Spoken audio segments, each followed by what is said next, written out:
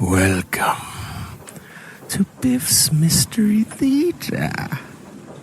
I have many tales to tell you.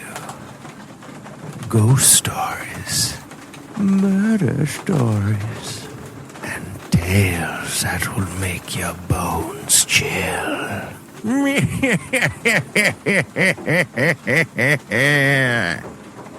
Join me, won't you? For Theater of the Mind, where you always have the best seat in the house.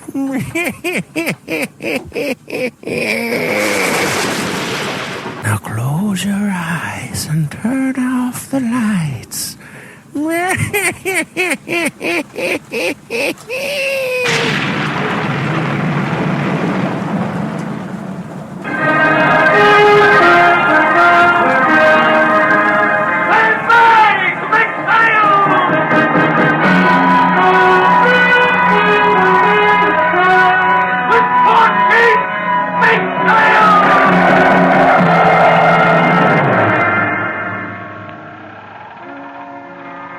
Log entry, to catch Scarlet Queen, Philip Carney, master.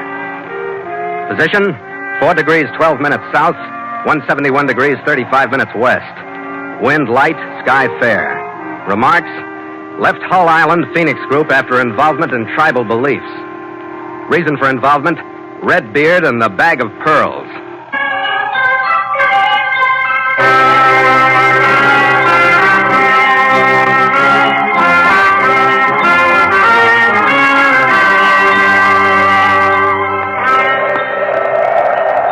It was a brilliant sun-washed afternoon that the puff of cumulus on the horizon ahead slowly raised to show beneath it an indistinct smudge. It darkened as we moved toward it, took on a definite palm-tufted outline, and finally materialized as the 4-mile length of Hull Island. Its flat silhouette is broken at its western end by a grove of 80-foot palms, and it's set against a backdrop of water and sky and never-ending summer. Gallagher approached me at the wheel as we stood in toward our passage. He was resplendent in a newly grown, burning red beard that shone in the sunlight. Hey, Barbarossa, if you can make yourself heard through that 8-bell shadow, douse the sails. We'll go in under power. Aye, aye, sir, and your jealousy does not throw me. Stand by to take it in furlough sail. All to or by my beard, you'll be turning right for Carney. We slipped through the passage into the quiet lagoon water and headed toward the small pier that served the Copra station of Harris Fenrick, the man who was to receive the cargo of supplies we had aboard. The Scarlet Queen had company in the unkempt schooner Ransom from Honolulu that was anchored just off the pier. We dropped our hook next to her, and in the quiet after we were secure, I heard for the first time the muffled throb of drums from the island. Then I noticed that the man who walked down the pier toward us carried a rifle. I'm glad you finally got here, Captain Carney. Are you Fenrick? No, he's up in the cottage. I'm Ray Librado, captain of the schooner. What are the drums? The natives are stirred up. Better leave your crew aboard, Captain. But we need you ashore. We think they will attack tonight.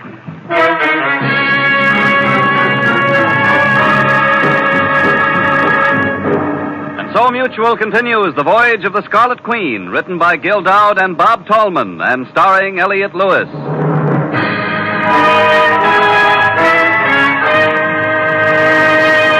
The Scarlet Queen, proudest ship to sail the seas, bound for uncharted adventure. Every week a complete entry in the log, and every week a league further in the Voyage of the Scarlet Queen.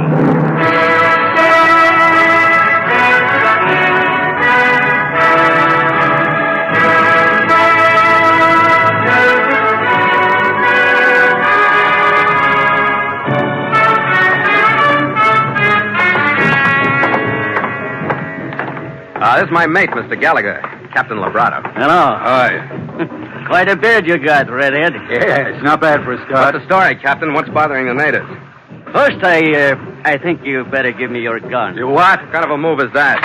I think it's better I took over command here. Fenrick, he isn't worth anything.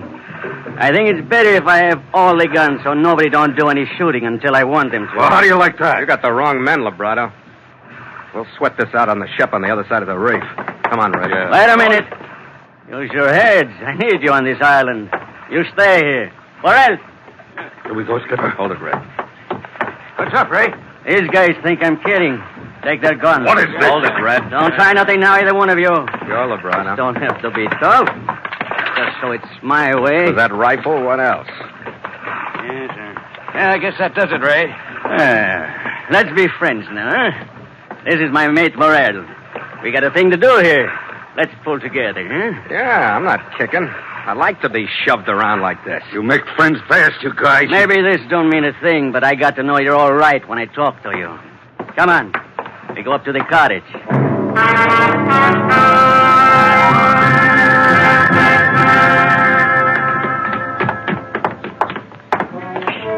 There were two more men in the main room of the cottage we entered. One who ignored us as we came in wore seaman's clothes and a belted automatic. The other, sitting stiffly in a wicker chair, I took for Harris Fenrick, a slight graying man with a purplish bruise covering the left side of his face from temple to chin, and a look full of bravado that mixed fear and hate. Sit down.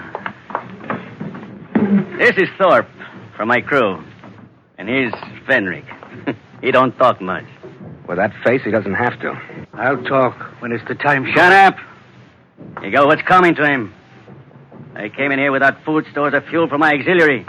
This guy turned me down when I want to buy from him. These Phoenix Islanders haven't been at war for 50 years. What's got them riled up? These. Oh, the pearls? That's right, plenty of them. They'll go $40,000 unscanned. I won't fight you for them. Give me a match.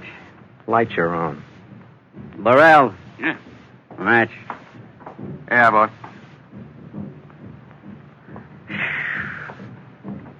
Now, let's get one thing settled between you and me and Curly Locks with the fire whiskers there. Don't blow that smoke in my face, you Guys like us don't come down to these islands for the weather. You're carrying cargo for money. I'm pearling for money.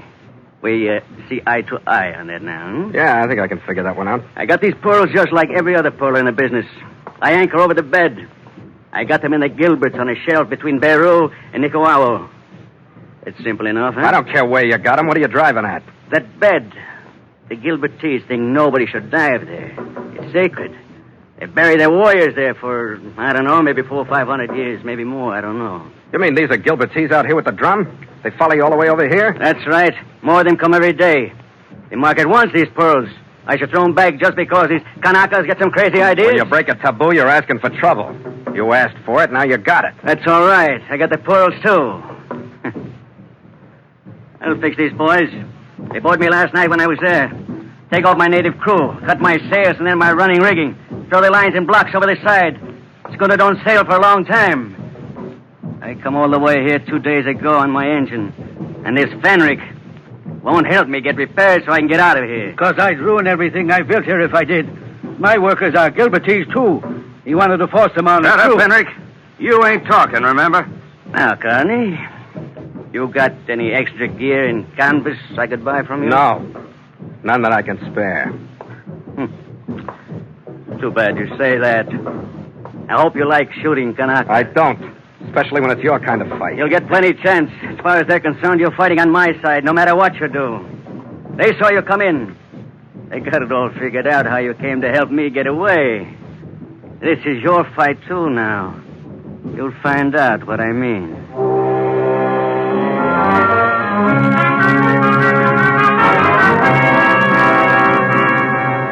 It didn't take long to find out.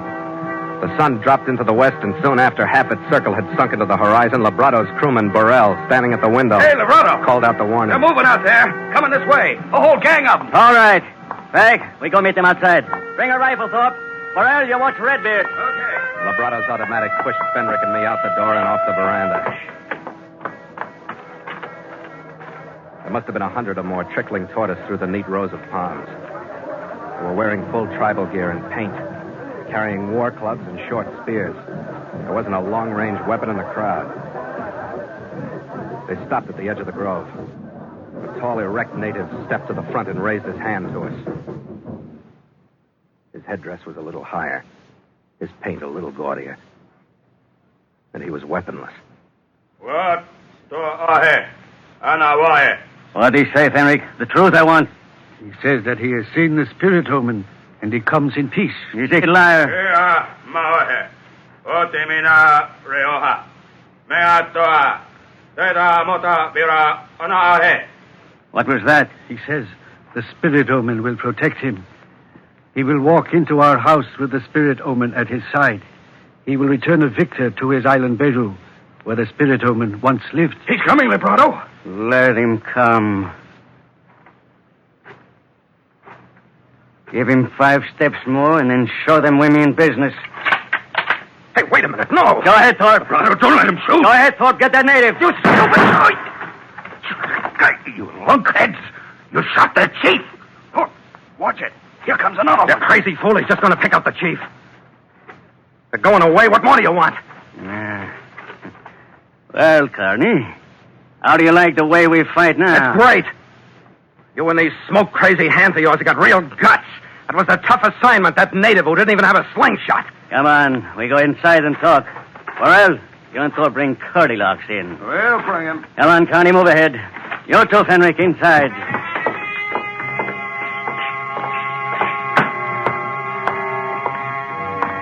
Take that chair there, Carney. Don't bother being nice. I like you better the other way. What's the matter, Carney? We're in this together, huh? Together? Sure. It's going to be tough from now on since we killed that chief. They waste a few Kanakas and use up our ammunition. They wait long enough, they starve us out. Lazy monkeys, they got plenty of time. I think we better get off of this island, don't you? We... Oh, yeah, you mean you and Burrell and Thorpe. We all go together on my ship, huh? Sure. You say you don't have any spare gear or canvas, and anyway, I don't think we got time now to make repairs on my ship. I'll pay our passage to Borneo, and you don't lose Why don't anything. you stop? I'd kick myself from here to Sydney before I'd get sucked into a deal like that. That's enough, I'd sign on Carney. as a galley slave to that dead chief's survivors before I'd help you get out of here on my ship. All right, Carney, you keep begging. You lay off. I'm going to catch you without that automatic before this is over. All right, Red. I'd rather be slugged than talked to by this louse. Maybe you'll get both, Carney. You and your mate, too. I gave you a chance. I'm through trying to make sense with you. Hey, Lebrado. Yeah, what have you got? Getting dark out there. But it looks like the grove out in front's crawling with Kanakas. Stop, you go stand guard at the door. I'll watch these guys. Move over there, Fenwick. You too, Carney, over by your mate. Yes, Sam, all right. Lebrado, they're coming out of the grove. Then open up, fools, if you got targets, fire. Slow them up. When they get too close, we leave from the back window. If any of them back there, we can shoot our way through. We'd leave these 3 here for them. They're too close, Lebrado. They won't stop. Keep firing. It's no use. Come on. Let's not wait any longer. When we go out the north rim, they can have these 3 in payment for their chief.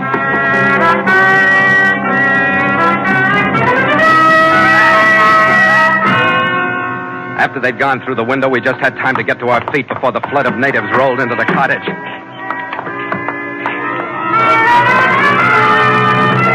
We backed to the wall, but the swarm of brown bodies smothered us like soldier ants covering the carcass of a mouse. I was pulled from the wall and lost Gallagher and Fenwick. Then I was looking into a brown vermilion-dabbed face. I caught the flash of a polished war club over my head and saw the lips in front of me pull away from a set of blackened teeth. And then I seemed to explode upward to meet the descending club.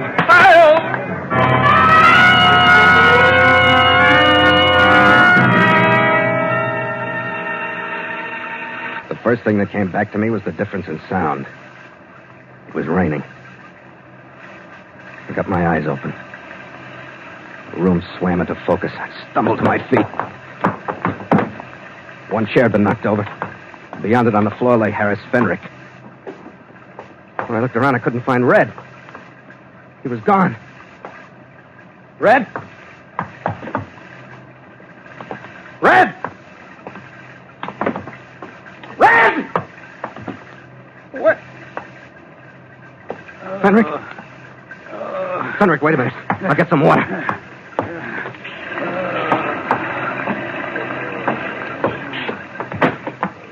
All right. Come on, Fenwick. Come on, Carney. You're all right. Yeah, come on, Fenwick. Get yourself together. My head, Captain. Yeah, I know it's bad. I'm doing the best I can. Fenwick, listen. Gallagher is gone. Gallagher? The natives took him. They took Do him. you understand me? Yes, Captain. Are you sure they took him? What else? They caught us here. Now he's gone. Oh, I couldn't have been Lebrado or the others. You mean they took him to pay for their chief? That is their custom, Captain Carney.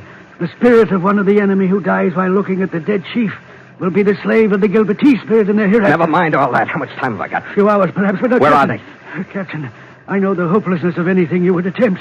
You yourself would be killed. I'm afraid I must refuse to answer any more of your questions. Where are they? I'm sorry, Captain, but you sent me to my death. But I'll make them understand that he's the wrong man. You couldn't. Any man from the enemy village. We're all enemies since Labrado was among us. Come on, Fenric, before I shake it out of you. Where would they take him? I'm sorry, Captain. Whatever you, Carney. Use your head. Labrado, after all this, you come back to do more. Sure I come back. Why not? With the same 45 in case Carney gets too brave. Have it ready, Labrado. When you need it, you're going to need it in a hurry. It is ready. Why don't you wake up, Carney? Your mate is gone with the Kanakas. What can you do? Use your head. Go with me to your ship now so we can get off this island. Drop it. I pay your passage in advance. You're just making me sick. Drop it. Get sore. Pull the trigger. Do something, but quit trying to sell me that deal. All right. You stay on the island, then. With you, it would be easy. But you think we can't leave on your ship without you? We handled crews like that before. We'll make it all right. You might at that for a few days. It's a good try, Carney. I promise you that. Now that you give me your ship, I tell you where the Kanakas take your mate. Labrado, why don't you just shoot him? You know what you're doing to him by telling him. Sure, I know. I fix it so the captain can bend over 3 sharp bamboo stakes. 2 for the belly and 1 for the heart. While a big Kanaka, he pushes him down from behind. Labrado. Go through the grove, Carney. South of there, you'll find a scrub forest. After you go through 300 yards, you look low underneath. Maybe see their fire. Maybe you'll get there in time to see how the 3 stakes look in your mate. You're happy now? Yeah, and I don't want to spoil it by forgetting you got that gun. Get out of here, Labrado. I can't stay away from you. Get out of here, Labrado. Sure, Carney. It don't make me sad to get out of here. Captain Carney. It's all right, Fenric. But your ship. Why not go with him and try to save at least that? He's ruined what I've built. And now for a hopeless search, you let him put an end to what you have. That's enough, Fenric. Maybe you're right. Maybe I should have gone. I couldn't. Not yet.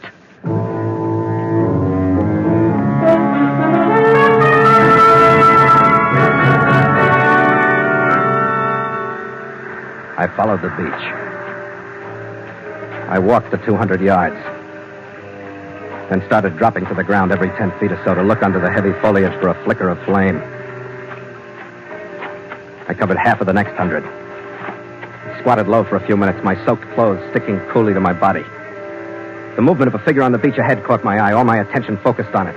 Not for long, but long enough to dull me to the movement behind me. It was a short rush. I half turned to meet one of them. The other one stayed behind me, and a loop settled around my throat and tightened.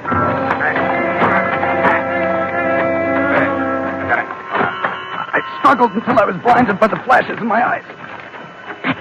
The noose relaxed as soon as I stopped. A hand in my back pushed me in the direction the native behind me wanted me to go. I stumbled ahead along an unseen passage through the scrub. I entered the uneven circle of light spreading from a number of fires fighting against the rain. I looked up at a wall of stony, silent faces. Then my natives pulled me to a halt. I made myself look at the ground. Forced my eyes to stay on a triangle of stiletto-sharp stakes that gleamed wetly in the firelight.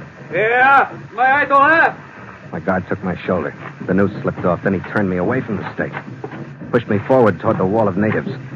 An aisle split the crowd. I was guided through it. I made the first 6 feet on the other side, then I stopped. Fire on this side was bigger. Flames leaping cheerfully, higher than my head, forming a curtain that I could see vaguely through. Only vaguely, and I still didn't believe what I thought I saw. Yeah. Oh, he. I moved around the fire. Then I had to believe it because I heard it. No. This is not the killer of the chief. Why not? Gallagher. Not impaled on stakes, but seated on a chair of sorts, his bright red beard glowing in the firelight, and a shelter of palm leaves protecting him from the rain the rest of us stood in. He looked at me coolly, then gestured idly with 2 fingers on his right hand. Have the white man sent to me. Benua, Barati. Well, then, I speak to the white man. Then we find the killer of the chief. Maoni, Gallagher. What's up? It's me. It was Gay. Don't let on you know me. I'm a big gun around here. And if I like you, I might save your life. I was stumbling around here figuring maybe I'd save yours. What the devil's going on? My beard and my coloring. What? Yeah, they saw me come ashore. And then they dragged me out of that cottage and made a big shot out of me before I could congratulate myself. They got a legend that a guy with a beard and hair like I'm sporting floated into Beirut Island in the Gilberts 300 or 400 years ago. And he turned into quite a leading light. They think I'm him. Come back to save their pearls. Think you'll make it? I hope so. Because if I don't... That's why I had them out there waiting for you. I knew you'd get on this trail sometime. Red, Vibrato and his hands were on their way to take over the Queen when I left. The Queen? What's the matter with you, Skipper? How'd you let him get away with They that? had all the artillery. I didn't even have you. Oh, yeah. I don't think they'll risk the reef with this rain cutting visibility. But we better take a stab at it quick. Catch them while they're at anchor. Yeah. Can you get some helpers? Can I?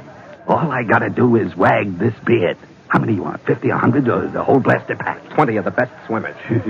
That's great, but being what I am, I'll have to outswim them. Or admit that I'm human. Watch my beard, Skipper. I'll show you how it's done. Stand by! Tell them this. I demand 20 swimmers. They must be strong and silent and filled with fire. When they are ready, we will go and get the pearls, the one who took them from the burial bed, and the 2 killers of their chief Matangi. Hey,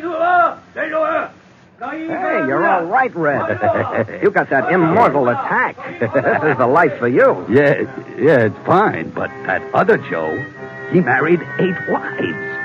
You should see what I've been through dodging that honor. Well, you tell him you got a Scarlet Queen that just sets off your beard. That's woman enough for you. Believe me, Skipper, I'll be glad to get her back.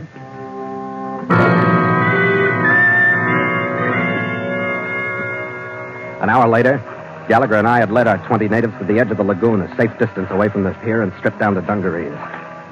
We slipped into the water, stroked silently with our arms submerged, with only our heads breaking the surface. We reached the Queen, rested on the port side. We found both Thorpe and Burrell standing watch on deck. According to plan, I submerged, swam under the keel. Came up on the starboard side, waited there for the disturbance that was to take them to port so I could board. I didn't hear the sound, but I saw Thorpe's head lift and swing toward it. I was halfway over the rail by the time they started to move. And I was behind them as they reached the rail. I dropped to the deck and lifted their feet. First Thorpe, then Burrell. They were fished out by waiting brown arms that quieted their struggling and started towing them to shore. Gallagher came aboard. We didn't wait for Vibrato. Come on, Skipper. We went after him. He was sitting on the edge of my bunk, idly picking an untrimmed thumbnail. When he saw us, his mouth dropped open. He lunged to his feet and his hand streaked toward the automatic at his waist. Hey, what the devil? Without the gun this time, Vibrato. Go! I take his gun, Red. I'll take him. Hey, what do you think you're doing, Carney? I don't know what to do without that automatic in your fist. Do you, Vibrato? You don't like it when you're unarmed like that native chief. Oh, Ernie! I don't think you knew what else to do with a guy who had enough guts to walk up to you and your 2 riflemen. You don't understand guts, do you? Scares you to death when you see them in somebody else. Oh, that's enough. Not quite. All right, now get up. I'll help you, Skipper. All right, I got him. What's this? It fell out of his shirt. That's the pearls, Red. You bring them. We'll give both the pearls and Vibrato to our friend. Carney, don't let those crazy fools get me. Shut up, Vibrato. Oh, please, Carney, don't let them get me. All right, Gallagher. Be the big chief. Hand the pearls over to your loyal subjects. Right, Skipper. Hey, you! Here! Carney, what are you going to do? Hey, down there! No, Carney! Your mighty red god has another gift for you!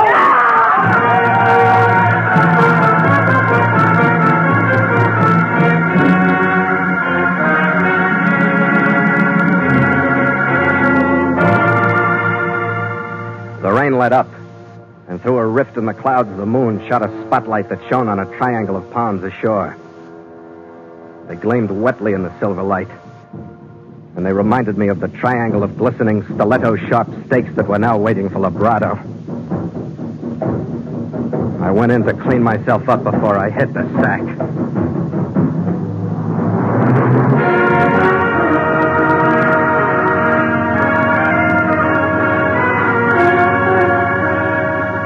By 1:30 the next day, we discharged Benrick's cargo, and left Hull Island basking in the sun peacefully once more, richer for the unkempt schooner Ransom from Honolulu. With the white curl of surf on coral dropping astern, I cut the motor, and Red roared the crew into action. Stand by to make sail! It was a meek equatorial breeze that flowed in on our starboard quarter, but the crewmen jumped to their stations as though it was the wind they'd waited for all their lives. It was a holiday wind that we'd ride to Christmas.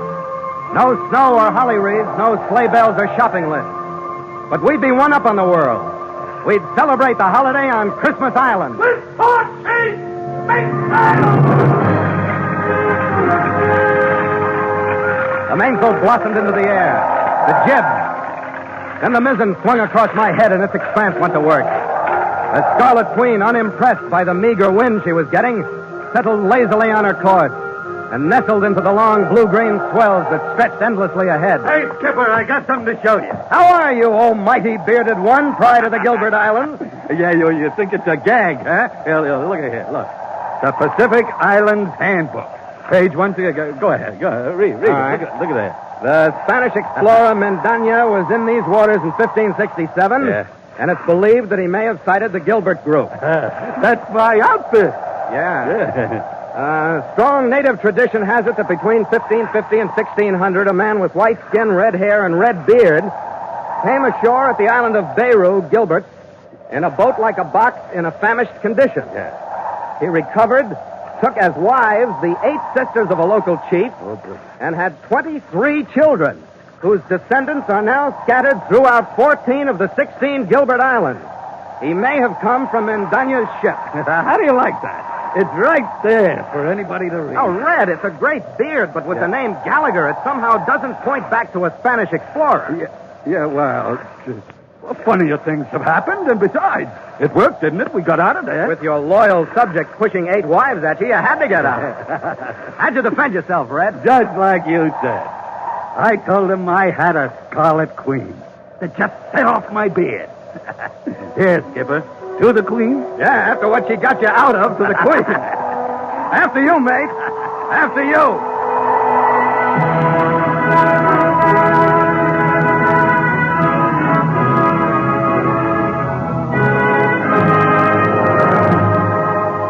Log entry, the Ketch Scarlet Queen, 5:30 p.m. Wind light, sky fair with cumulus on eastern horizon. Sea calm with low swell. Ship secure for night. Signed, Philip Carney, Master.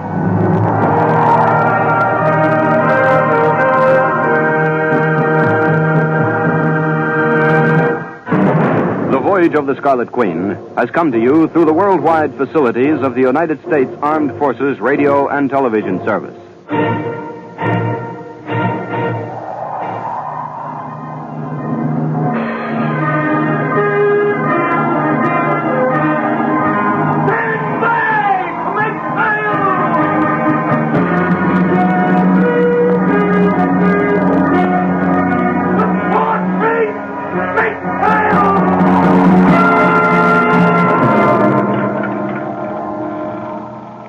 Log entry, the Ketch Scarlet Queen, Philip Carney, Master.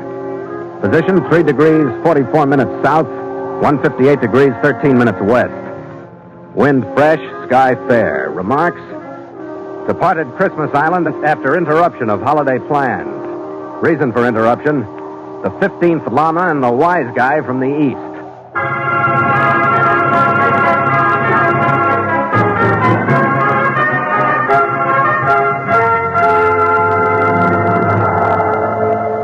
The name Christmas was given to the island by its discoverer, Captain James Cook, who dropped the first civilized anchor off its west shore on Christmas Eve of 1777, celebrated the holiday, and left on the second day of the new year. We raised the outline of its palm groves just 2 days short of 170 years later and slipped into its sheltered lagoon to see what we could do to set the scene for our own celebration. There wasn't much we could arrange for a stateside Rhotic Reviewer-style Christmas scene. But with memories and the ache of homesickness to be fought by activity, the crewmen worked a change on the deck of the Scarlet Queen. An awning went up over number 2 hold. Wreath was spliced out of lengths of spare hawser. What do you think of this now, Captain? A Christmas tree materialized out of the shaft of an oar, to which were lashed branches from pandanus pine. By sunset, it was draped with light lines, some dipped in red paint, some in white. We were buried so deeply in the new Yuletide atmosphere that it was only by chance that my chief mate Gallagher lifted his head to see the stranger standing in through the reef Hey, passage. skipper, look at the liner bearing down on us. It wasn't quite a liner, but almost. It was a trim, luxurious power yacht, the Lurie, with a fortune in bright work shining in the setting sun. It nosed into anchorage a few yards off our starboard beam, and a man in a white linen suit stepped to the boat deck rail. We'd almost forgotten Christmas until we heard the cry of a baby in one of his cabins. And then the hail. Ahoy, gentlemen! I trust you have brought the 3 emissaries from the Orient.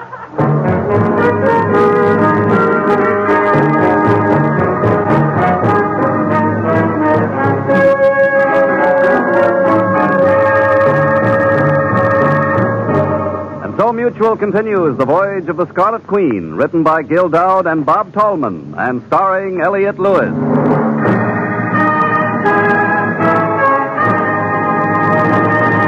The Scarlet Queen, proudest ship to plow the seas, bound for uncharted adventure. Every week a complete entry in the log, and every week a league further in The Voyage of the Scarlet Queen.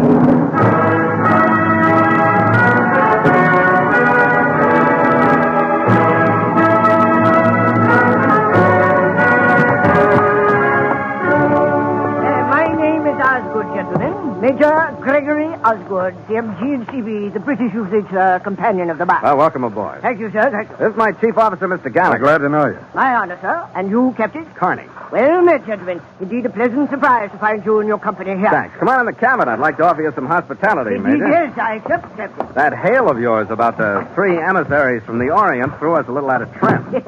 I should be surprised, sir, if it did not startle you. Well, let us say it was a mere phrase, gentlemen, in the spirit of the season. And that was a baby we heard, wasn't it? Yes, it so happens that I do have a child aboard. Oh.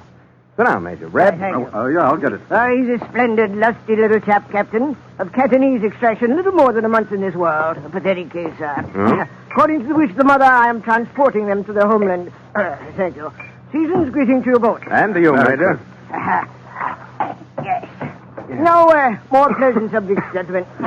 If I might beg another portion of that tasty spirit. Yeah, sure. Help yourself. A friendly cup, gentlemen, from time immemorial, the cementer of comradeship and the dispeller of loneliness. He cemented comradeship and dispelled loneliness right down to the bottom of the bottle before dark, and left after insisting that Gallagher and I have dinner with him aboard his yacht.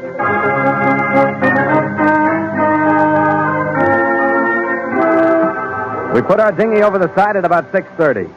Stoked it across the few yards of water between the ships and climbed the polished accommodation ladder to the equally polished decks of the Lurie.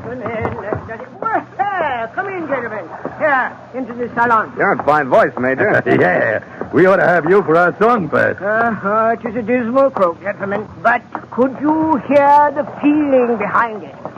Here, this door. The first thing I noticed as we went in was the Chinese girl standing beside a box-like crib. She was quite beautiful, her coloring delicate, her face less moon-shaped than the usual. Her whole physical attitude, the way she held herself, somehow a little non-oriental. She looked at us as though waiting, half fearfully, for us to start something. This gentleman is the mother, Shen Yang Sing, but the introduction must remain silent since the poor girl speaks no English. Well, that don't seem to be stopping the sprout here. Yeah, he sounds like he's got the makings of a good chief mate. Merry little chap, is he not? Come, little fellow, smile for your new friend. Look at that, Skipper, with my finger. He can hang on. Sure, he thinks it's a halyard. I tell you, he's going to be a seaman. Hey, oh, no, you don't. You aren't taking a bite off of that finger. Well, indeed, sir, there's no cause for fear. Now then, gentlemen, I've seen to refreshment with which to whet your appetite. And then we shall see what beggarly fare will be set before us by my pantrymen. The Chinese girl was still standing there as we left. We didn't see her for the rest of the night. The cocktails were refreshing, the dinner was not beggarly, and the magazines we browsed through afterwards were recent. A little after 10, Red and I shoved off and rode back to the Queen. The sky was bright with moonlight, star-filled. The phosphorescence swirled off the blades of the oars. He's quite a host, Skipper. Yeah. Looks out quite a spread. Yeah. Now, what's the matter? You sound like you got indigestion from it. I was just thinking it over, Red. I wonder why the hearty Major is lying to us. Lying? Why should he? That's what I say. I don't know. Well, what makes you think he is? Magazine I ran across, Red, on child care in English. Oh, no. I guess it's their party. Come on, let's hit the sack.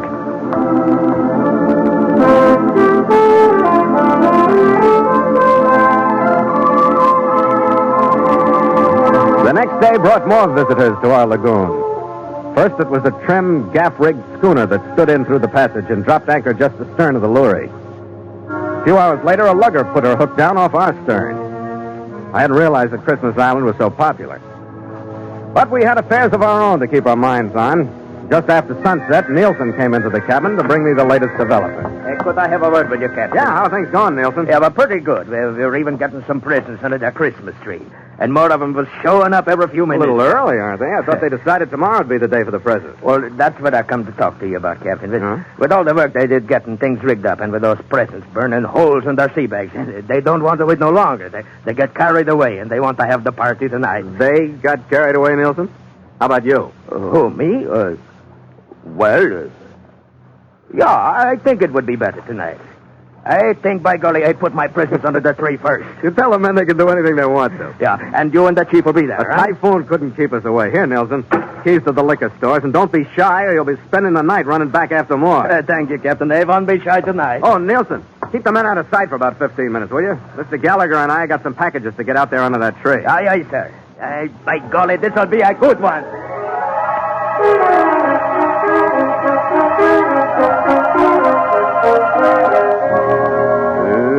We were in the cabin with 10 minutes to go before we met the crew at the tree. We changed to fresh jumpers and dungarees. Red was humming happily and even making a stab at shining his sea boots. I didn't hear it until Red stopped humming. Skipper, Yeah, I hear it. what the Let's devil? quit kidding ourselves, Red. He's aboard. He's on deck. Come on. I'm sorry, Captain Carney. There was no place else to go. It was the Chinese girl, wet clothes clinging to her, her dripping child squirming angrily in her arms. Will you please help us? How'd you get here? To swim? There was no other way. I had to get Len away from them. Could you find something dry to wrap him Come on in? into the cabin. Take the kid, Red. Me? Yeah, take him. Get that wet stuff off of him. Wrap a blanket or something around him. He's only angry and frightened. He'll stop crying when he's dry. I'm telling you, Skipper, this one does it. I'm finding a new berth. Here's a towel for you. Thank you. Captain, I didn't know where to turn. And after seeing the way you acted with my son on Major Osgood's ship, I knew he was lying when he told me you were trying to take Len away from Wait him. a minute. Yeah, that sounds a little phony to me, too. He told me to pretend that I didn't speak English so that you wouldn't try to talk to me, Why shouldn't we talk to you? because he didn't want you to know the truth. I didn't know the truth until those 2 ships arrived today. 2 Tibetan officials came on them, and after the Major told them about my son, I heard them bidding for him. And now I know that either one would kill him to keep the other one from getting him. Yeah, you need a drink. No, I don't. You've got to believe me. My son was Lotus born. Lotus born?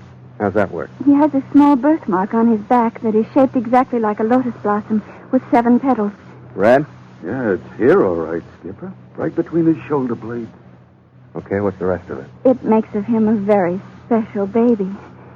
Major Osgood told me that Lin must go to Tibet to take the place of the 14th Sugai Lama, who died during the same hour in which my son was born. If it were ordained, I was willing to give up my son. But I didn't know that he'd be bargained over as a political pawn by 2 power-crazy officials. Where was your son born? In San Francisco. Major Osgood's brother was the doctor who delivered him. Then while the Major kept us in hiding, he sent a man named Grimes to Tibet. It all sounded like the grand dreams that every mother has for her son. But now it's nothing. They'll kill him. I know they will. No, I don't think they will. I don't think they'll lay a finger on your son as long as he's on this ship. But they'll be here after him. If you knew what it meant to them. Either one would have the power to rule the Buddhist world if he could take Lynn with him. They'll do anything to get him. Now, look, there's a cabin right through that passageway. Small, but it's private. Now, here's some clothes about 8 sizes too big for you, but they're dry. You'll feel better when you get into them. Now, go on. We'll take care of the kid. All right, Captain Carney. Yeah. Well, how do you like this? Well, it's great. But we can't toss little Charlie here to the wolves, can we? No. Not till he gets some hair on his chest, anyway. And now look at him. The thankless little brat. He gets us into this mess, and now he goes to sleep. Red, I'll match you to see who goes forward to tell the crew. We'll have to call off the party. No, I'm not matching, no. Oh, hold it, Red. Captain Carney, sir. Didn't take him long, did it? Go tell the story to the crew, Red. Bring 2 men back here wearing 2 automatics apiece, carrying rifles. Captain Carney, we're coming Oh, aboard. the kid's asleep. Hide him a little better with that blanket before you go. I'll go out and match lies with the major. Yeah. Good evening, Captain. I beg forgiveness for this rather brazen boarding of your vessel, I'll sir. put that in my log, Major. What do you want? First, I would like to present to you my associate, Mr. William Grimes. Happy to meet you, Captain. How are you, Grimes? Captain, events have a mere fraction of an hour ago taken a distressing turn. Yeah, what happened? My charge is that comely Chinese girl and her infant son have disappeared, sir. Lock, stock, and barrel. Huh? Why'd you come here? Well, just on a chance first, Captain, but maybe we were right. You got the marks of wet feet on your deck here. By George, you have, sir. Leading directly to your cabin. Yeah, I just took a dip. Indeed, sir. Then have you heard or laid eyes upon my disappearing passenger? In the first place, I haven't had time to look or listen. In the second place, I don't... Sure. Well, now, there's a strangely familiar sound. Captain, I suggest that we retire to your cabin where we may discuss this like gentlemen. Well, sir? Well, I don't see why not. Come on. But you could forget any ideas you might have about taking the kid off this ship. He decided he didn't want to be a llama. You are aware of the startling truth. Then, sir, surely you jest when you intimate that he will be denied the honor, glory, and homage which are his just due. Oh, what are you handing me? Well, the find of the century, sir. It is destiny. Destiny that is rushing him headlong toward his rightful position as the 15th Sugai Lama. Who, sir? Who, I ask, would dare to stand in the way of destiny? Who, sir? I would, and take it easy with that desk. Yeah. You made him hysterical with your sacrilegious statement, Captain. Mr. Grimes, quiet the child. Stay away from him, Grimes. Listen, matey, you sold his mother this bilge up to a point. Yes, indeed, sir. You've evidently sold your emissaries from the Orient on it. Maybe you've even sold yourself, but I don't buy so easily.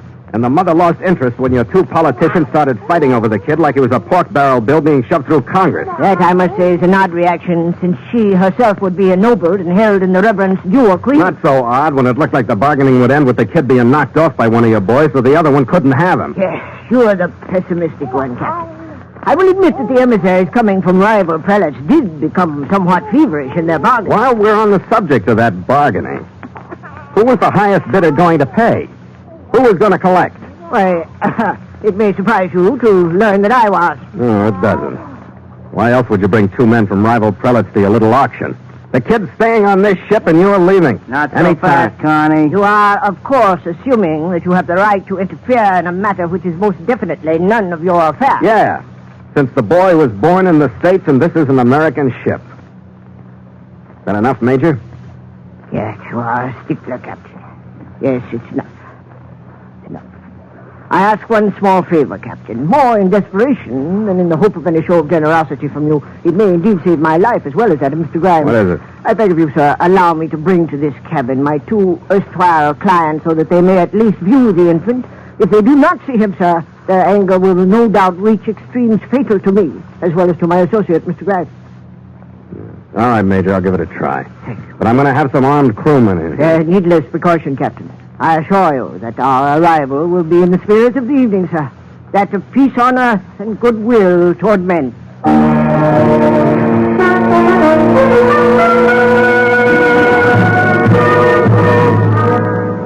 By the time he got back with them, we had the cabin ready for the audience. We had the child bedded down in my bunk with his mother sitting beside him, and 2 crewmen heavy with weapons standing on each side of the cabin. The 2 Tibetans were draped in long robes and wore the black skull caps of their station. The first was thin, with an angular face and snapping black eyes. I would like to present Yafel Langdoon, the emissary from Sugai, Captain Carney. It is with honor that I greet you, Captain. Welcome aboard. This, then, is the child. The second was older, heavier, with a set face that looked as though it had forgotten how to smile. I would like to present Rahima Kashgar, the emissary from Shigati, Captain Carney. I greet you from the heart, Captain. Welcome aboard. I would see the child without further waste of time. The two robed figures bent silently over the sleeping boy, moved him with gentle hands, lifted the blanket so that they could see the lotus mark on his back. They stood, still silent for almost a minute, then turned toward me. We would be honored to take the child now and make our decision as to which of us he will... Wait a minute. I thought you knew. Nobody's taking the child. What words are those? The boy belongs Major, to us? Thought these men understood. I thought you told them no Tell one... them. Gad, Captain, what could I tell them, save that you, sir, stand defiantly before them in the very act of kidnapping the child? What words are those? The Major took with his hands our payment. We will take the child by force if we must. He goes with us to Tibet. We have fulfilled our bargain to you, I, Major. too, have fulfilled my obligations. I have brought you to the child. From now on, gentlemen, your negotiations are with the captain. There aren't going to be any negotiations. I'm going to see that this kid and his mother get back to San Francisco. You will not be successful, Captain. We are well armed. We will not permit you to go until we have the child. We got more threats of armed boarding parties from the Tibetans as we helped them over the side. I pulled the crew the rest of the way out of their party mood, armed them, and in the faint light of the westing moon, we watched the Oriental crews join forces on the lugger. All in all, it was a great Christmas Eve. And the poor little guy who was causing it all slept peacefully through it on my bunk. Well, what do we do? Just sit here? Can't sail out. They'll swarm all over us if we start to move. What a holiday. Listen, Red. If we can hold out until the moon drops behind the palms and we get some shadow out here, I'm going to try something anyway. Yeah, what? I think the way to spring this trap is through the Major. But I got to have something to bargain with. Red, if we can get our heaviest hawser around his anchor cable and secure it ashore, I think I'll have it. You think it can be done? Listen, I changed the baby tonight. After that, anything's a breeze.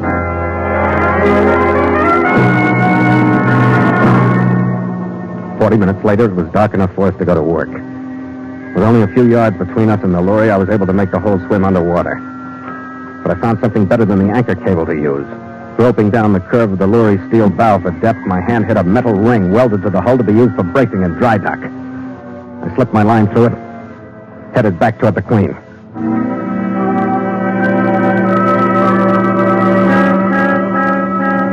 Fifteen minutes later, Red had the other end of the hawser secured, and the lorry was moored neatly to shore. I went into the cabin for dry clothes, jotted a radio message down on a blank, and rode over to the lorry. Grimes met me at the top of the ladder with a Thompson sub held ready at his hip and ushered me into the salon. Well, sir, a visit that I must confess is quite unexpected. Oh, it's the Christmas spirit, Major. Give and receive. I don't follow you, sir. You will. It's simple.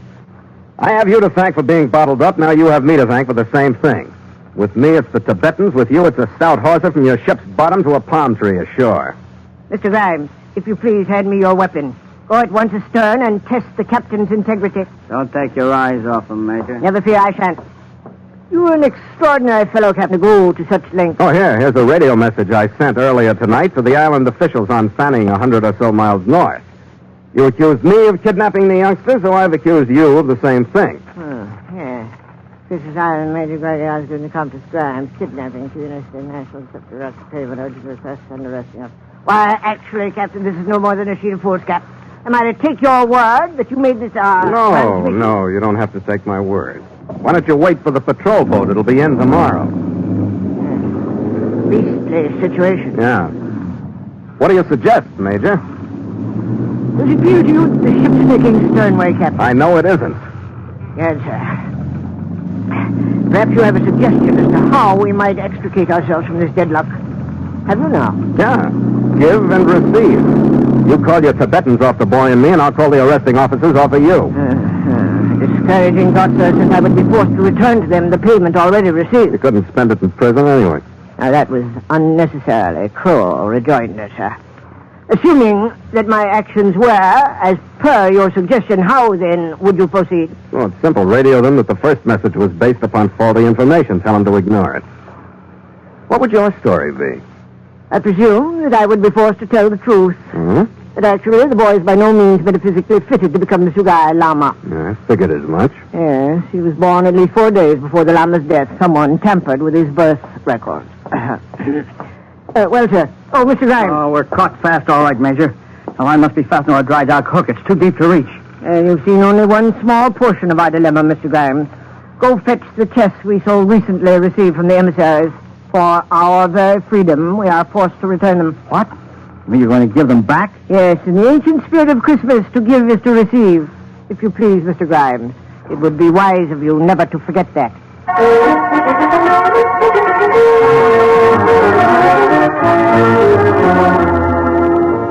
He stopped at the Queen on his way back from his visit with the Tibetans, a sadly deflated major.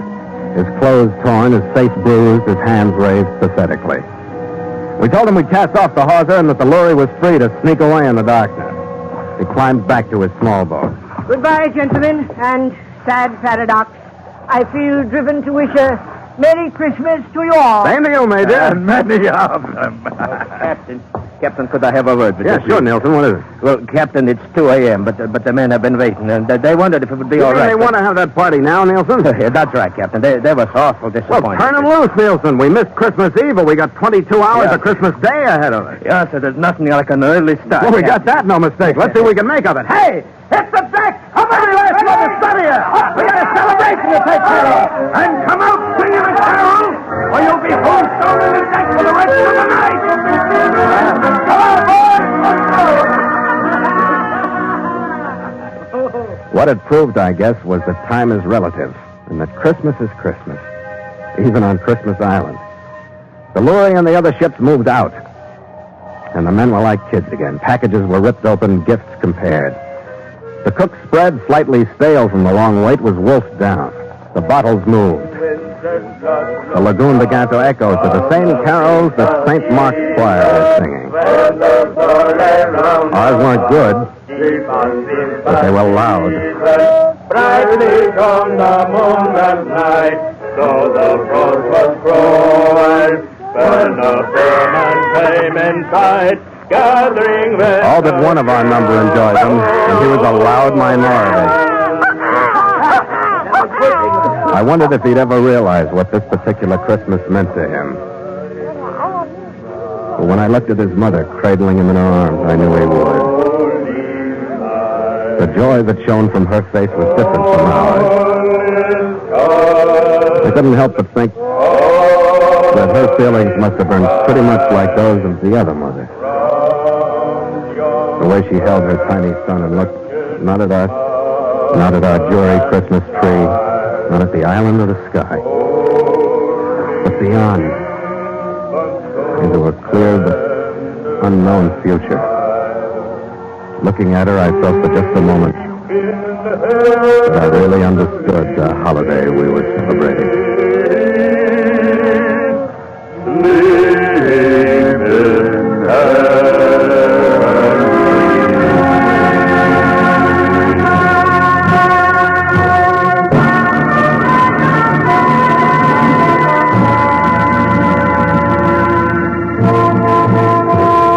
For 24 hours after the party, during which a cutter arrived from Fanning Island to pick up Chi Niang Sing and her son and get them headed back toward the States. By 3 that afternoon, we nosed out through the reef and into the southeast trade. Stand by! Commit sail! The men moved to their stations slowly, looking out over the stern at the island and remembering a laugh or a song and the meaning of good comradeship. With port big! The block snapped taut. The reeds groaned under the halyards. The big mainsail bellied out in the breeze. The jib shot up. The mizzen swung into work. And the Scarlet Queen seemed to shake herself a little before she got balanced between wind and water, dropped her port rail, and settled down into her course. Then her rigging sang and her deck started to glisten with the spray she kicked into the wind that swept across her. That's a nice little breeze, Skipper. Are we getting all of it? Yeah, I don't think we're missing a whiff. You know, I've been feeling kind of ashamed, Skipper. About what, Red? About that Christmas party. Oh, it was great, and we all knocked ourselves out and got a lot of presents, but we didn't do one thing for our queen here. Oh, Red! No, not even a new pennant. Not one piece of new line. Oh, no. No, I'll bet you didn't even give her a thought. Blazes, I didn't. That's why I don't feel guilty like you do. Oh, I don't know. Well, think it over. Well... all the things that happened aboard her. She was Christmas. Her whole works. How are you going to top that? Would a wassail do? Right.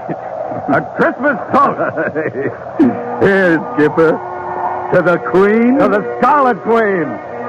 After you, mate. After you.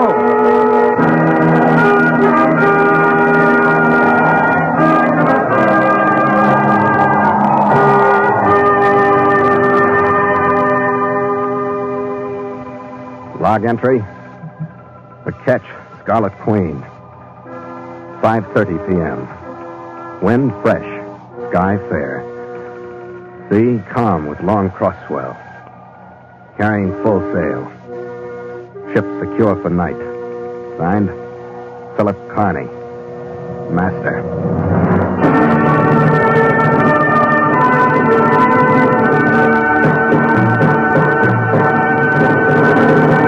The Voyage of the Scarlet Queen has come to you through the worldwide facilities of the United States Armed Forces Radio and Television Service.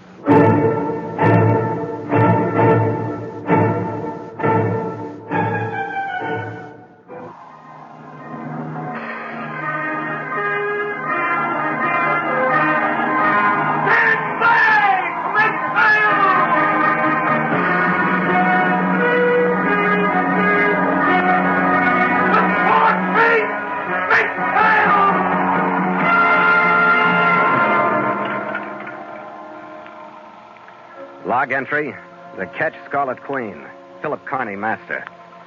Position, 14 degrees, 20 minutes south, 170 degrees, 40 minutes west. Sky fair, wind brisk. Remarks, departed Pango Pango, island of Tutuila, after involvement in murder. Reason for involvement, Hattie McCormick and the patient stowaway.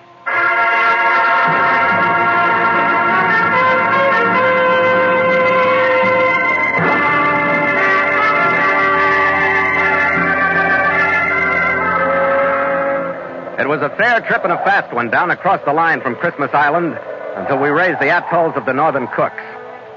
We touched there at Penryn, where we took on a cargo of fresh fruit for the American naval base at Pango Pango. The wind deserted us after we cleared the harbor, and the Scarlet Queen rolled sluggishly through glassy water. Her masts and rigging carried all the canvas we could send aloft, but it hung there, barely disturbed by the faint, humid breeze. The slow progress got to the crew, too. With the oppressive heat, it pulled at their nerves, shortened their tempers. Even the gulls circling overhead were belly-aching. I was sweating out my trick at the wheel. We were a day off the eastern tip of Tutuila when the monotony aboard the Scarlet Queen suddenly came to an end. Hey, Skipper, look at the passenger I dug out of the forepeak. My chief mate Gallagher was walking aft toward me, pushing in front of him a burly, dark-haired man whose face was covered with a 3-day stubble of blue-black beard, whose eyes looked out sullenly from beneath heavy brows. He sneaked down at Penryn, he says. I found him in the rope locker when I went in after some line. Who are you? George Craven. You came aboard at Penryn? That's right. There's such a thing as working your passage instead of stealing it. I had to be sure. Yeah, sure that nobody saw you leave. Where you bound? Same place you are, Pango Pango. That's why I picked your ship. Who you getting away from? Nobody. I'm going to start the new year right.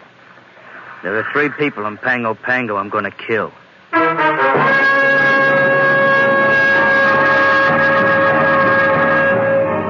And so Mutual continues The Voyage of the Scarlet Queen, written by Gil Dowd and Bob Tallman, and starring Elliott Lewis.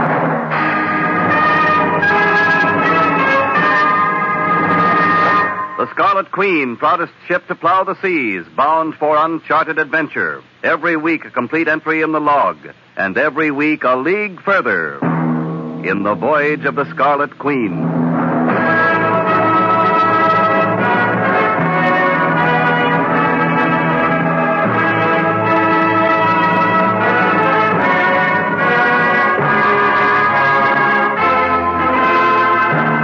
Take the wheel, Red. Okay, Skipper, got it.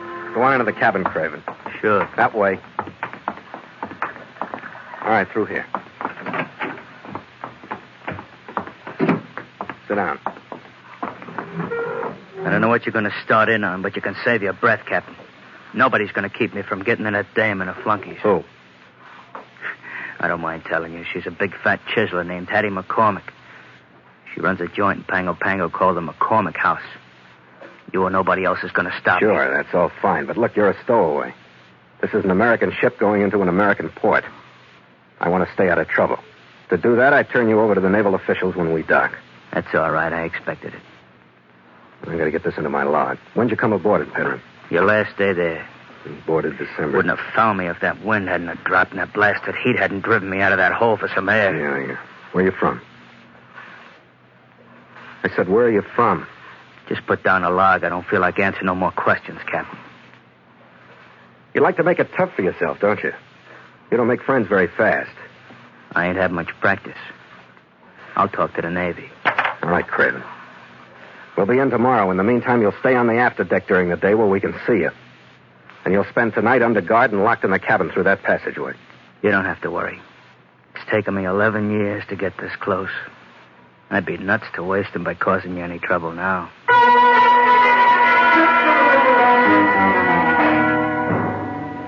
By noon the next day, we'd made Pango Pango Harbor.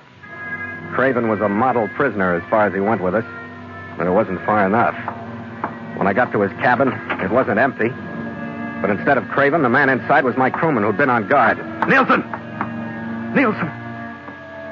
He'd been slugged and he was bound and gagged. I didn't know where Craven had gotten the tools or the education, but the lock on the door had been neatly jimmied. Outside of the lump on Nielsen's head, the only thing he'd left for us to remember him by was his murder threat. And now he was ashore and free to carry it out.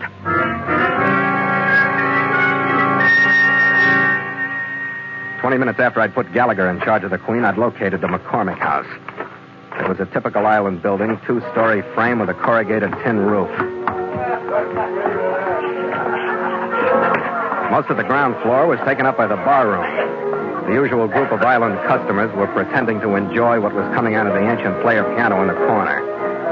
The florid face of the bartender smiled with a half-hearted welcome as I walked up to him. Happy New Year, mate. How are you? Well, what do you have? Nothing right now. I'm looking for Hattie McCormick. She here? Oh, you'll never find her anyplace else. Did you bring something for her? Yeah. Some bad news. Oh? What is it? I'm Lester Nord. We're partners here, so anything for her is for me, too. Well, maybe you'd be interested then. Do you know George Craven? What about him? He's here in town. You're crazy. He's stowed away on my ship from Penryn in the Northern Cooks. We found him yesterday. I had him locked in a cabin, but he jimmied his way out after we got into the harbor. He must have slipped over the side. What did this fellow look like? A big guy. Black hair, bushy eyebrows. Hattie, come out front, quick. She'll be out. The door at the back of the room opened, and Hattie McCormick took up the full width of the opening as she came through it. She might have been the Sadie Thompson type when she was younger. There were some traces of past attractiveness shining through the weight the years had loaded her with. But it was easy to see that Hattie hadn't given up the fight. Her plump hands and fat wrists were crusted with costume jewelry. Her hair was just off platinum. Her face was brilliant with makeup. Her eyelashes were beaded like a burlesque queen's, but they barely did justice to the sparkle behind them. Well, who is this, Lester? You called me from Chapter 3 of a mad love story, so I do hope he's something special. He says Craven's here in town. George Craven? Huh? Impossible. He described him all right. Says he stowed away on his ship to get here. Oh, well, if he said so, that's enough for me. Yes. Honey, did anyone ever tell you that most women would believe anything that came from that appealing face you wear? Well, your approach is a little startling, Hattie, if you know what I mean. Honesty and impulsiveness. I've used them all my life, since leaving the mountains of Nebraska. What's your name, honey? Phil Carney. That's nice. Oh, let's go back to my room, shall we? I want to hear more about this and get away from the din of that infernal piano. Maybe I better close up. Nonsense, Lester. Of course you won't. To help me, I don't know why I bother with you. You get more like an old woman every day. Oh, come on, honey. We'll have a couple of shots back in the room. Hattie, you old rascal, you sound as though you read that line before. Plenty, honey. It's my favorite.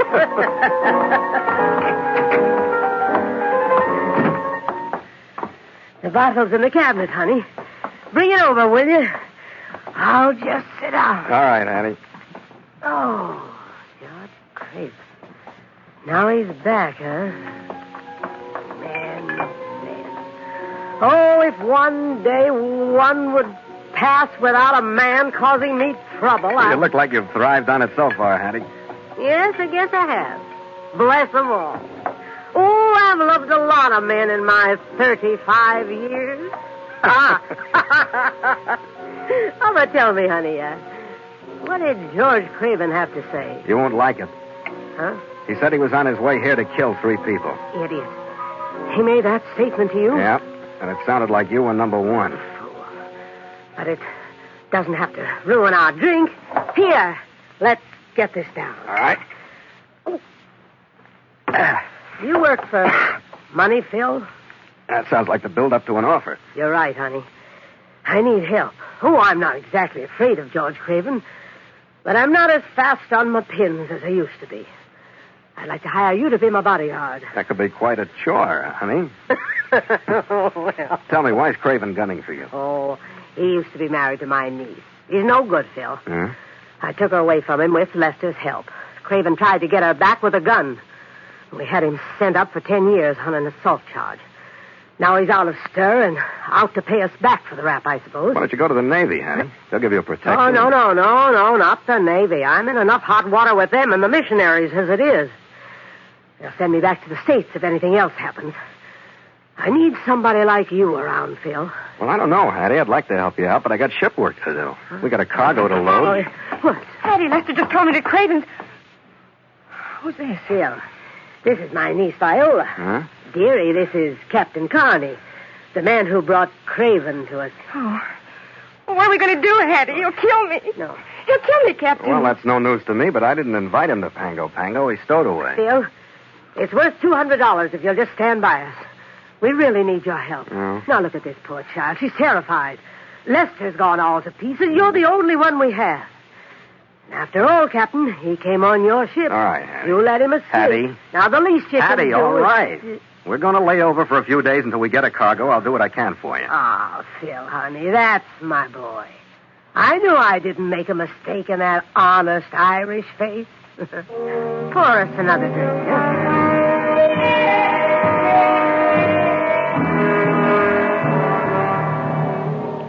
It didn't take much selling to get Lester to close the McCormick house to customers. By nightfall, we had every door and window in the place locked. And after Hattie had herded the others to their rooms and she'd gone to hers, I slipped outside to stand my watch.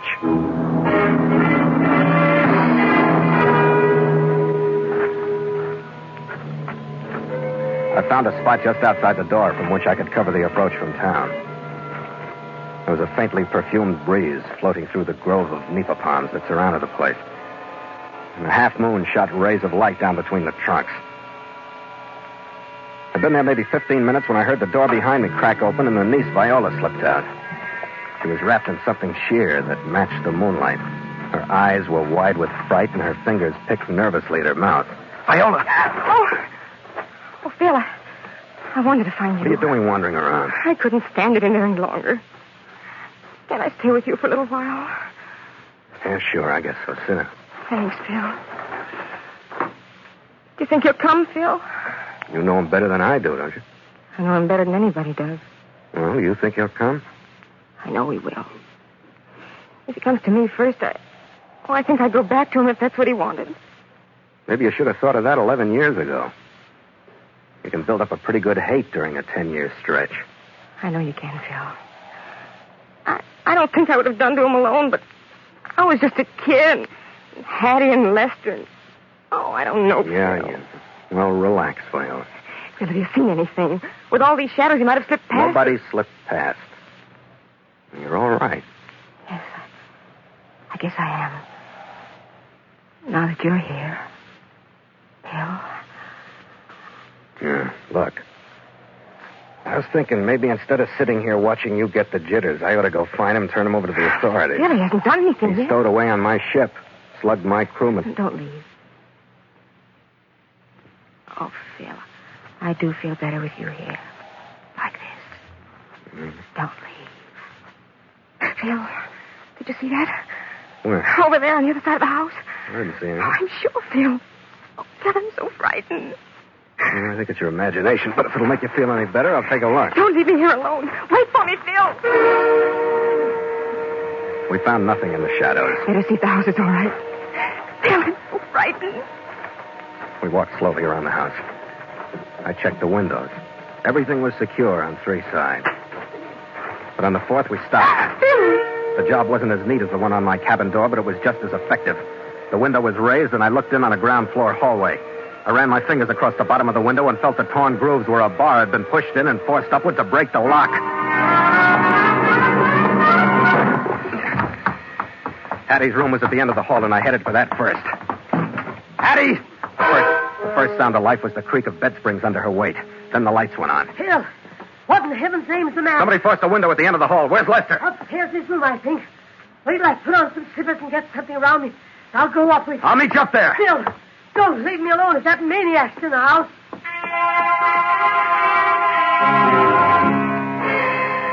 By the time I got to Lester's room, I figured I'd done her a favor by leaving her behind. The door was closed but unlocked, and he lay with his feet toward it, sprawled on his face. It looked to me like the weapon that had caved in the back of his head was the same bar that had been used on the window. It lay on the floor beside him. I didn't even bother to check his pulse. I just left him. Is he all right, Phil? Phil. I'm not doing much of a job for you, Hattie. He's dead. Oh, no, Phil. Oh, he was a good man, Phil. Lester was a real good man. I'm sorry, Hattie. Will you be all right? We was together for a long time. Sure, honey. I'll be all right. I think I saw Craven. He was running away. What? What are you going to do? I'm going after him. I think it's about time, don't you? Oh, gee, honey, don't do that. Why not? I'd rather you'd stay here. I hired you as a bodyguard, and I need you. Look, Viola's hysterical. And now with poor Lester. Oh, I need you more than ever.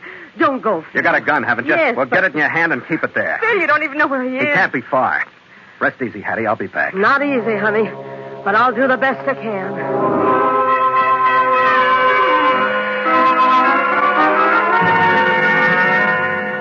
By the time I got outside, there was nobody in sight. The first place I checked was the small waterfront hotel.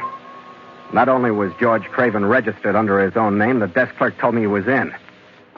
I didn't bother to knock when I got to his door. All right, Craven, just stay in that chair. Carney, who's chasing you? Stow it and settle down. You and I are going to have a talk about a murder. Oh, we are? What murder should we I start told with? you, stow it. You're the guy who started all this murder talk, remember? Yeah, I think I do.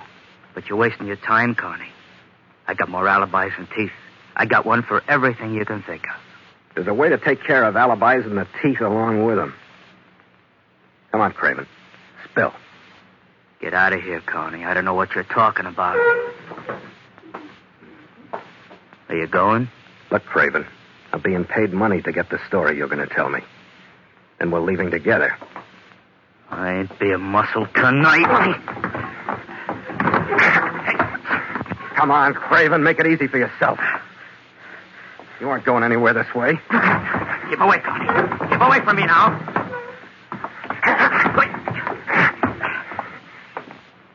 All right, Craven. I got plenty of time if you have. What's the matter with you, Carney? I watched him get up. I didn't realize what was bringing him to his feet. When I did, it was too late. He was crouched in front of me, but when I heard a movement behind me, I spun. All I had time for was a glimpse of Viola Saxon's face and the piece of pipe she was swinging. It landed across the side of my head and erased everything.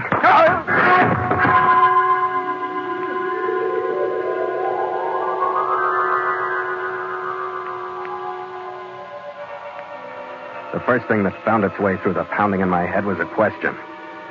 Why Viola Saxon? I got to my feet, still working on the question. But when the room settled into focus, I knew she'd never answer it. Viola Saxon was still there. She was lying next to a toppled chair. She'd been killed by the same piece of pipe she'd used on me. I started digging for some new answers. In a woman's purse, I found one. A bank book on a New Zealand bank, $140,000 balance in the name of the McCormick Company. In an envelope I found in a dresser drawer, there was another. Craven's prison release form. I shoved both answers into a pocket, covered Viola's body with a blanket, and left. It somehow didn't surprise me that Craven was sitting at a table in the hotel bar instead of hiding out somewhere. I didn't bother trying to talk to him this time. I sent a note in to him. Then I went back to report to Hattie McCormick.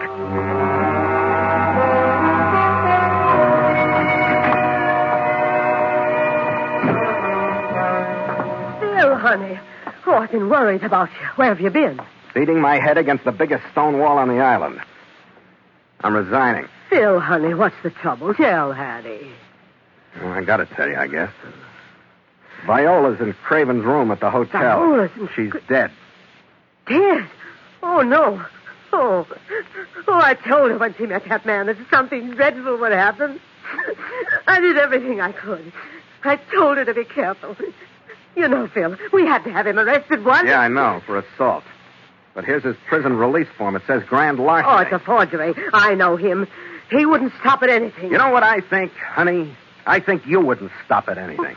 I think you and Lester and Viola were mixed up in it. That you framed him into taking the rap. I think that's what he came to Pango Pango to pay you off for. Phil, honey, what in the world makes you say that? A bank book. A bank book? With a $200,000 deposit in the name of the McCormick Company the year Craven went up. And enough balance to make murder worthwhile. Where did you see it, Phil? That bank book? Viola took it to him. By that little cheat. Excuse me, honey, I'll have a look. You could see her blanch even beneath the layers of powder when the bank book was mentioned. She waddled toward a roll-top desk in the corner.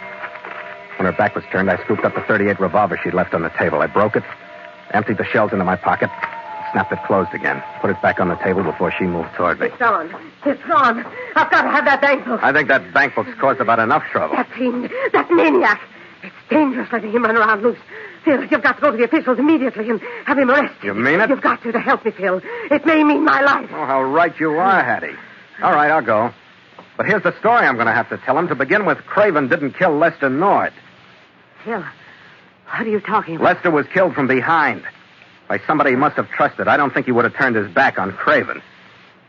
You want more, Hattie? Good heavens, Phil. Then Viola must have done it. You know, honey, I think you're half right. But Viola must have lost confidence in you, Hattie. Huh?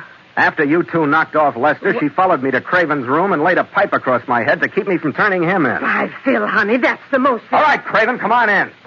You're double-crossing me, Phil. You're double-crossing me. But you won't get away with it. Her move for the gun on the table was the fastest one I'd seen her make. She held it at her generous waist and backed into the middle of the room as Craven came in. Hello, Hattie. You haven't changed a bit. Last time I saw you, you were holding a gun on me. I was your patsy for that little haul that you masterminded. Things have changed, haven't they, Hattie? Don't come any closer. Either one of you. You had a good idea about the murders, Hattie. A man with a revenge motive who even made a threat. You were always too greedy, Hattie. You should have been happy with Lester gone and just a two-way split. You wouldn't have had to follow little Vi up to my room and kill her. Georgie, there can still be a two-way split. You and me. Oh, no, Hattie. Vi tried it. When I left her in the room, I told her the same thing I'm going to tell you. I waited 11 years for this payoff. Money won't do it. You've taken care of the other two for me. Now I want you. That sounds like about it, Hattie. I'm only sorry for you, Phil. Thanks. I had a soft spot in my heart for you, too. All right, this has gone far enough. I'll take the gun, Hattie. No, Phil, don't try it. You'll go with Craven if you do. I warned you. Phil! You did this to me. You did it. Stop, Craven. Okay, Hattie, it's all over.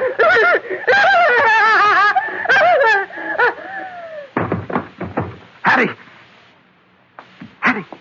It's all right, Carney. She just passed out. Yeah. Well, the authorities will get one of them anyway. Okay, there you are, Carney. I've waited 11 years. There's the last of the payoff. They're all taken care of. What are you bragging about? You didn't kill anybody. That's what you came here for, wasn't it? I came here because I knew those three were sitting on a keg of dynamite from that frame they slipped on me. I knew just showing my face would blow it. Yeah? Well, you just stay here and gloat over it for a while. I'll go round up a naval shore patrol.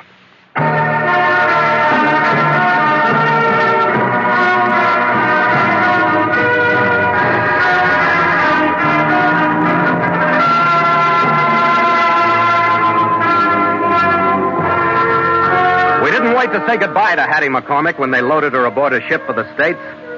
We'd picked up a cargo of copra bound for the market in New Guinea.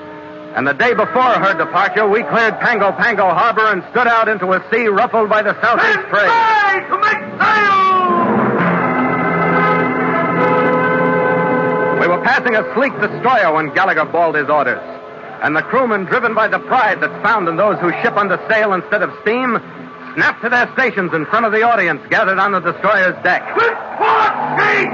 Make sail! The mainsail climbed smoothly into place under the pull of eager arms. The jibs went up.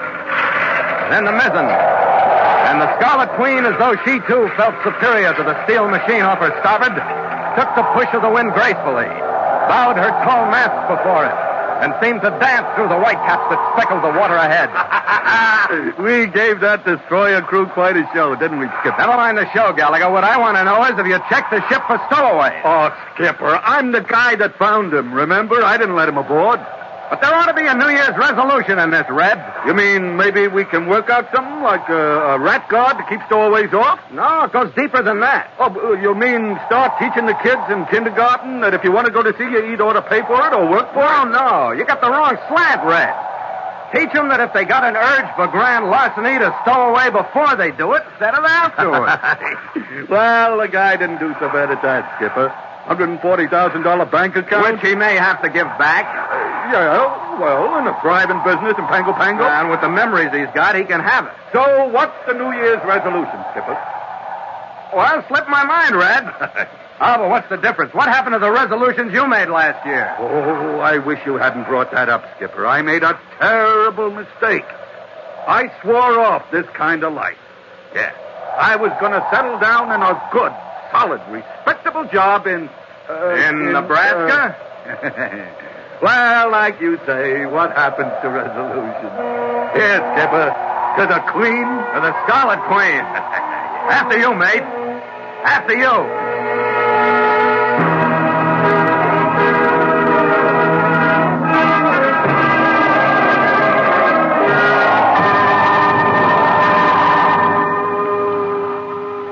Log entry, the Ketch Scarlet Queen, 5:30 p.m. Wind, fresh to moderate. Sea cresting, mainsail and mizzen reefed. Ship secure for night. Signed, Philip Carney, Master.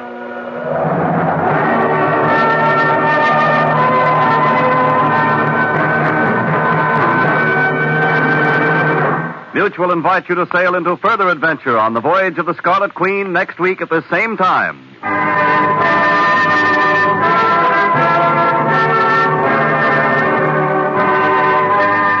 The Voyage of the Scarlet Queen stars Elliot Lewis as Phil Carney with Ed Max as Gallagher. And tonight featured Verna Felton as Hattie, Jack Crucian played Craven, and Lillian Baeff was Viola. Music scored and conducted by Richard Orant. The Voyage of the Scarlet Queen has come to you through the worldwide facilities of the United States Armed Forces Radio and Television Service.